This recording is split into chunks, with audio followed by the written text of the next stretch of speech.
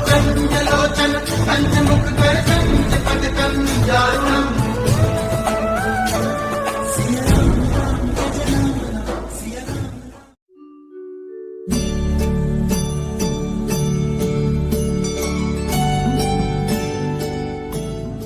महाराज जी के आज के विशेषांक में रक्षा सूत्र परिवार के सभी सदस्यों का हार्दिक स्वागत है। बाबा जी के भक्तों को राम राम। महाराज जी बहुत समय तक अकेले खाना खाते थे और हम भक्त उन्हें लाए गए फल और खाने की चीज़ों को सबके साथ बांट देते थे, लेकिन हर व्यक्ति की तमन्ना थी कि जब हम कुछ फल या खाने की चीज़ों को लाते थे तो महाराज जी भी इसमें से कुछ खाएं, और जब वे खाते थे तो वह एक अनमोल पल बन जाता था जिसमें महाराज जी ने आपके प्रेम के सूचक रूप में कुछ स्वीकार किया।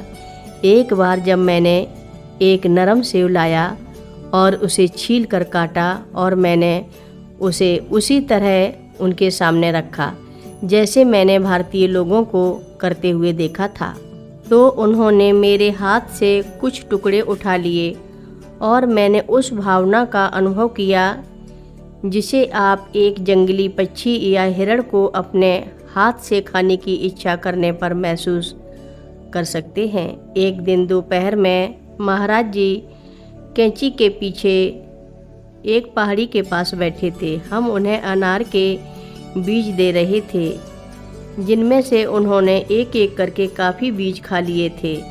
दूसरे कुछ भक्तों को उन्हें अनार के बीज दिए थे। एक भारतीय व्यक्ति ने उन्हें वापस दे दिए। महाराज जी ध्यानहीन होकर खाना खाते रहे और उन्हें बार बार उन्हें दिए जाते रहे। पता था कि यह एक मज़ेदार खेल बन गया है। लोग अनार के बीज टुकड़ों को तख्त के नीचे से पास कर रहे थे, फिर मुझे दे रहे थे ताकि मैं उन्हें और भी दे सकूं। अंत में उन्होंने सभी बीज खा लिए।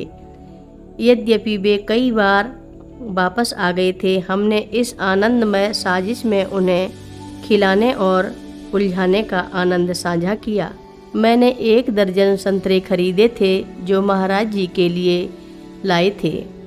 हम उस छोटे से मंदिर पर पहुँचे जहाँ महाराज जी दर्शन के लिए आए थे और जहाँ कई भारतीय भक्त पहले से ही एकत्रित हो चुके थे और उनके कमरे में घुस गए थे। हमारी उपस्थिति जान लेते ही हमें महाराज जी के लकड़ी के टेबल के सामने मुझे धकेल दिया गया। मैंने उन्हें संतरे दिए। टेबल पर पहले से ही बहुत सारे फल और कुछ मिठाई रखी थी, लेकिन फिर कुछ ऐसा हुआ जिससे मुझे हैरानी हुई। महाराज जी ने मेरे संतरे को खाना शुरू कर दिया जैसे वह पहली बार भोजन कर रहे हों।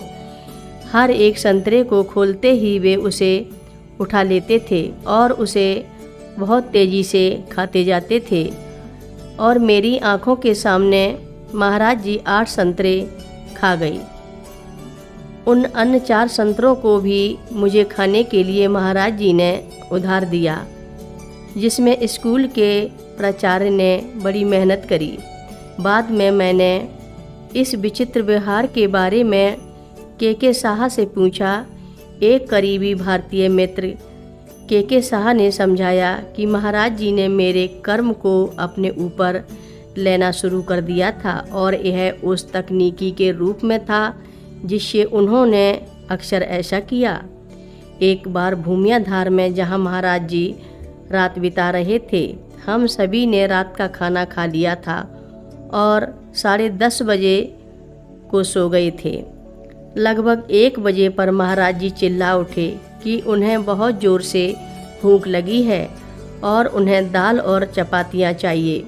मैं जाग गया और उन्हें याद दिलाया कि उन्होंने पहले ही खाना खा लिया है, लेकिन उन्होंने जिद की कि उन्हें दाल और चपातियाँ चाहिए हैं। कथा लंबी है, आगे की कथा सभी भक्तों को अगले भाग में सुनाएंगे।